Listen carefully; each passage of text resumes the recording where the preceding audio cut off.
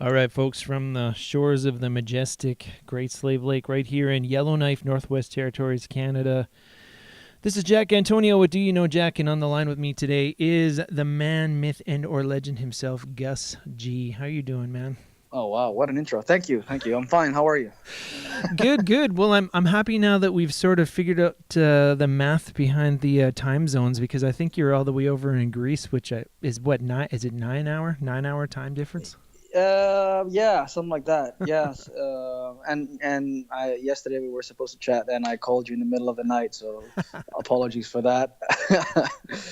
Yeah, yeah. Well, now I would imagine, over your long and illustrious career, you've had to make those, kinds of, time zone calculations, going back and forth over the pond. I mean, Well, the thing is, usually my publicist will inform me about this. They will tell me, okay, the interview is like I don't know, like 9 p.m. your yeah, time, your yeah. local time. So I'm always aware of that. But I think what happened yesterday was that I I just spaced out, and because I've already done a bunch of, the big batch of interviews for the promo of the record is already done, and this was just like a one-off. Yeah, yeah, I yeah. sort of spaced out, and maybe I misread the email, and I thought it was 11 a.m. and I'm like my time, and I'm like, well, that's kind of early to call in the U.S. or I don't know, you're in Canada, right? Yeah, yeah, yeah. And anyway, so I thought, and then when I started calling, I'm like, oh my god, what am I doing? It must be like fucking 2 or 3 a.m. there. I'm gonna wake up the guy. He's gonna be furious. So I Yeah, hung yeah. up, Well, and like I I said, don't know. It happens. I'm just thinking now. These are the kinds of things that oftentimes, like you said, you've got people to organize your schedule and your life. I mean, I would imagine, touring is the same, although you've kind of experienced it on different levels, right? I mean, you of course have been with Ozzy, but you've also been with Firewind, and now you've got your solo project going. I mean, is there any difference in terms of the level of micromanaging that you have as an artist with each one of those sort of separate levels, so to speak? It's too. I mean, mentioning these bands, the different, the different projects and bands, is obviously different things because, when you mention an artist like Ozzy, my role in that band was to just really show up on time and play guitar, whereas in Firewind or the solo thing, I'm involved with a lot more. Obviously from writing to producing to you know.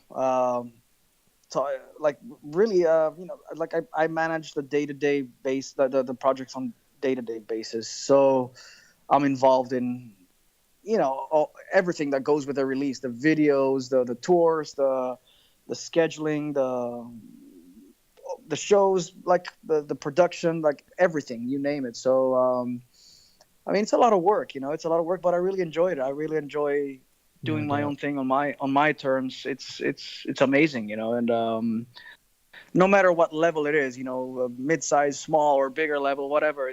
I really enjoy what I do, and it's always. I mean, to me, that's what it's all about. Just Yeah. being creative on all aspects. It goes beyond the music in a way. Yeah, well, I mean, speaking of creativity, you mentioned off the top that your new solo record, Fearless, came out April 20th on AFM Records. I mean, there's a different level of freedom though comparatively between Firewind and the solo project, correct? Yeah, yeah. Even though essentially Firewind is my own band, and I'm sort of, if there would be a leader in that band, that would be me. But I still, we operate still like a band. Like everybody, I tell about everybody about what I'm thinking and what I'm planning, and then people, the guys in the band, that will give me their opinions and stuff, and we make decisions based on that. So everybody's happy. But on a solo project, it's a different kind of freedom where there isn't like a stable lineup, or at least up until now. The Uh-huh. first two records were mainly collaborations with other people. That's So right. Yeah. just yeah, it was just cool to just write with other people, branch out of what I've done with Firewind, just try out to try to write in different styles, experiment with that. Um, and I mean, now that I'm coming into the third record, that has it has a life of its own, and that also seems to be like a touring outlet for me as well, which is Yeah. also exciting. And now I have like a different band. It's like a different setup. It's like a power trio as opposed to Firewind. So That's what I was gonna say. Is it kind of took you, 3 solo records to, I guess maybe not figure out who you are as a solo artist, but to get to the level that you're at now, where you can sort of have a little bit more experimental freedom and work more into the power trio setup. yeah, exactly. Like, I mean, I would very much say it took me 3 records to realize, hey, this could be a lot more simple than what I'm making out of this. And, yeah. And I remember it was actually my wife's idea about that, to really simplify things and not stress too much about it. And she was right. And we tried it out. And I mean, I have a really good partner, Dennis Ward, who plays bass and is a great singer. And he's also my co-writing partner. We write the songs together. So that helped a lot. Since me and Dennis started working together the last 2 years, that really helped a lot. And Well, yeah, he worked on the most recent.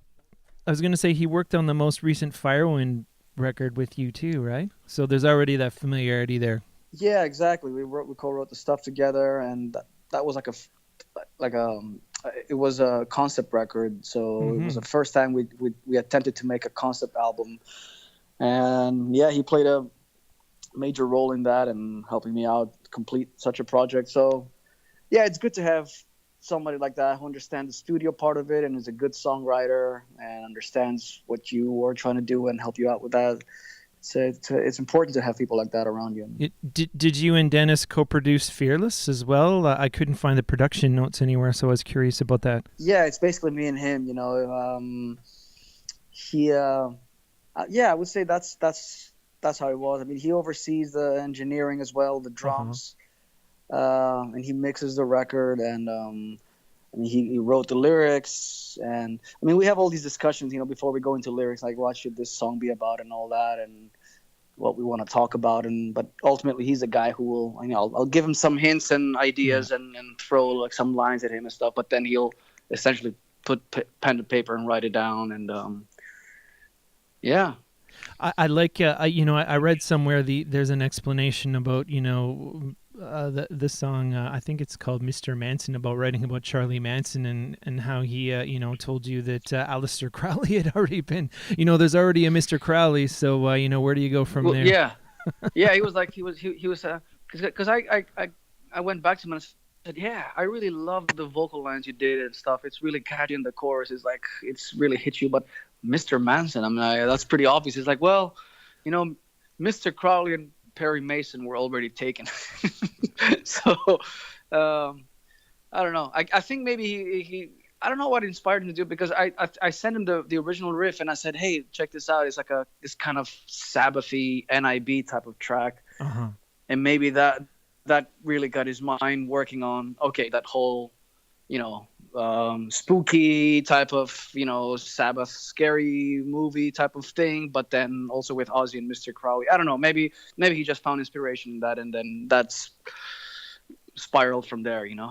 Well, it's interesting how you would bring up the Sabbath influence. I mean, because this record, correct me if I'm wrong, but you're sort of treading into a bit more of a bluesy kind of take in a number of the riffs here and there. I mean, I would imagine there is like you could ask any metal artist this, but there's a huge Sabbath influence in your playing.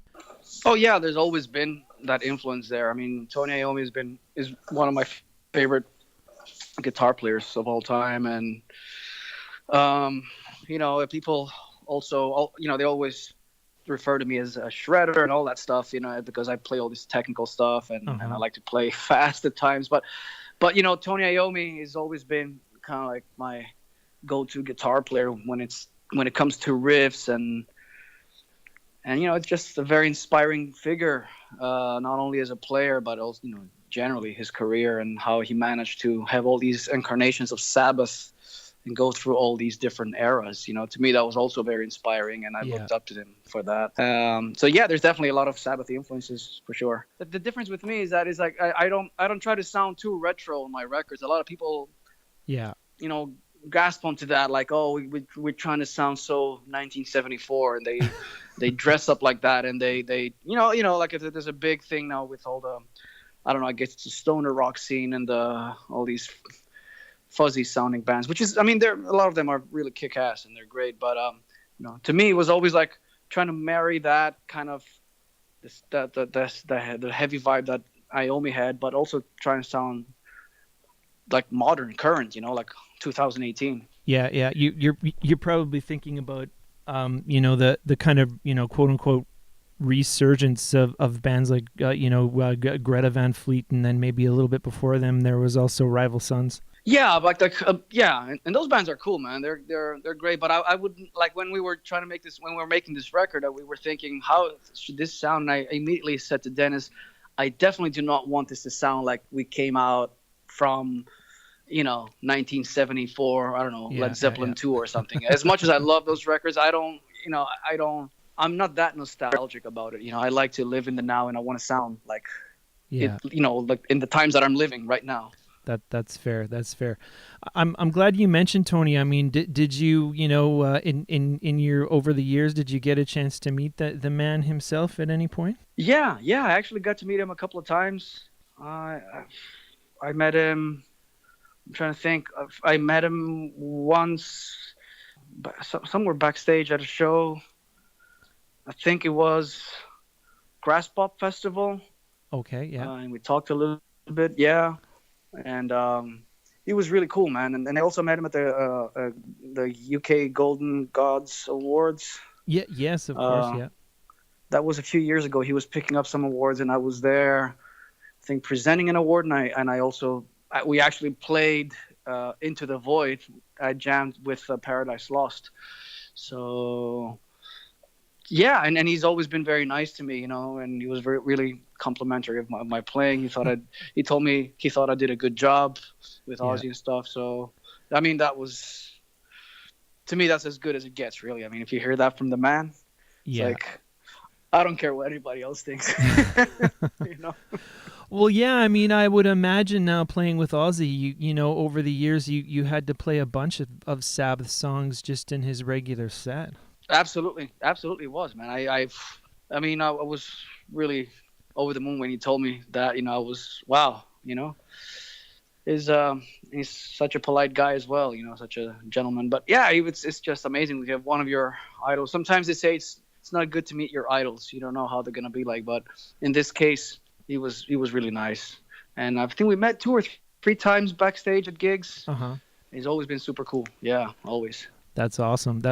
Now, I not to take it back to you, Retro, but I heard, the whole reason why you picked up a guitar was because you heard Frampton Comes Alive. Is that true?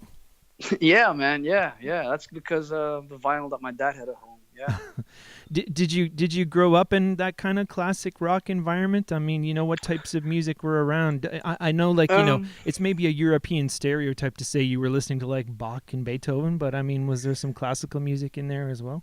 Well, I'm from Greece, so we're in the Mediterranean, so there's not much of a classical background here in families. It's more of this Greek music, which is like Greek folk music with bouzouki and all that stuff, but which I hated. I never liked that sound. And my dad, he likes it, and he was singing. He sings this stuff, like he used to sing in weddings, Greek weddings and stuff in the weekends, and that was his hobby. And but the thing is with my dad is like he's an open-minded guy. He likes, like, he introduced me to Frampton and the Eagles, and he had, like, I don't know, like some Pink Floyd cassette or Beatles. So he knew a little bit. He didn't know much, or there wasn't like much of a discography, like a classic rock discography at home, but there were like a couple of vinyls and a few cassettes and some songs here and there. Yeah. So when I heard that stuff, I was like, yeah, I was always attracted to those sounds rather than the Greek dance stuff. So, yeah, that wasn't my thing. So I knew that from an early age that, I'm probably I'm not gonna listen to that. And then later on, of course, MTV came, and heavier stuff was on TV, like Guns N' Roses and Metallica and stuff like that, Nirvana. Like in my generation was obviously it was mid 90s or early 90s. So it was all about Nirvana and Pearl Jam and bands like that. And Yeah, we were into that, but I was also into the heavier stuff. Yeah. Yeah. Well, I think oftentimes too those grunge bands maybe get a bad rap that there wasn't shredding when, even if you look at Kurt Cobain's guitar playing, I mean he was pretty solid. I think the genre of music that he was playing within maybe didn't show off his talents as a guitar player as much as they could have. Yeah, I think, I don't know. It was like a new style. It was what it was back then, and that, it totally. I guess it totally killed that whole hair metal thing. Yeah. And the and it just put things back into perspective. Like everything should be a lot more simple. Like, all of a sudden you had all those rockers that looked like girls that put too much hairspray on, but then all of a sudden you have, guys like Nirvana who just wore jeans and a dirty T-shirt, so like start from zero again in a way. You know what I mean? Yeah, yeah. To me, the how I thought of it at that at that young age, I thought of it as music. I didn't, you know what I mean? I listened to the records because I liked the music. At least that's what it was to me back then. It wasn't about the image and stuff, Yeah. Well, now some almost 35 years later, you're covering, the Dire Straits song "Money for Nothing" on Fearless, of course, and that whole hair metal culture, Mark was sort of, lampooning, I suppose, in that song a little bit. Yeah, he was. I mean, and I mean that of course that song had a humorous approach. Yeah, but it's such a great song, such an iconic song. I mean, it's a song that if you're a guitar player, you always want to know how to play that riff. At least I did. And then if you're not a guitar player, I think everybody is more or less air guitar to that one at some point in their life. Yeah. Well, what I really appreciate about your cover is you made it sound like your own song without sort of veering too far away from it, which I thought that was pretty cool. You're just in general your approach. Cool, thanks, man. Yeah, I mean that was the whole idea, to just try to make it a bit heavier version of it, and just try to. I was thinking like how would I play that riff? Maybe try to have a different take on that. Yeah. And then how can I make it sound like if it was played, I don't know, in the more recent years. I don't know, that was kind of the approach for that. Yeah. And basically from there on, it was just like having fun in the studio. Really, it wasn't really too serious about it. I mean, I read some reviews on this. A lot of people dug it, but a lot of people thought it was sacrilege and he totally butchered it. And but then again, there was also people like you who thought it was us. This is a really fresh take on this, and they enjoyed it. So yeah, that's all fair. good. Now, when it comes to the writing, I think you already alluded to the fact a few minutes ago that you and Dennis were pretty involved. I mean, you brought in Will Hunt on drums. I mean, what did he bring to the table on this process? And were the three of you guys all together in the same room when you recorded this too? For the drum tracks, we were. I mean, after we did the drums, Will went back to America, and I came to, because we recorded in Germany. Mm-hmm. We tracked in Germany in a studio that Dennis knows and works there a lot. He does a lot of productions there, and he knew the room. And we did the drums there for a few days, and then I came back to Greece, and I tracked guitars here in the studio in my city. And then Dennis has his own studio as well, so he did his vocals and bass there and mixed the record. But we were all together for a few days in Germany during the drum recordings. I mean, with a guy like Will, it really made a difference on the record. He's one of the best in the business, and he really brought that, big rock drumming style that he has, and he really lifted the songs, man. I'm really happy that he was able to be a part of this. Yeah. Well, now unfortunately he can't tour with you. Am I right? I mean, are you looking at new drummers here? Is there any headway on that? And when are you going to get out and tour Fearless? I did like a few dates in Germany and Scandinavia last month, and we had a guy called Felix Bonke of a band called Ed Guy in the Fantasia. He's a really great drummer. He played with us for those dates, and I mean the summer is gonna be pretty chill out.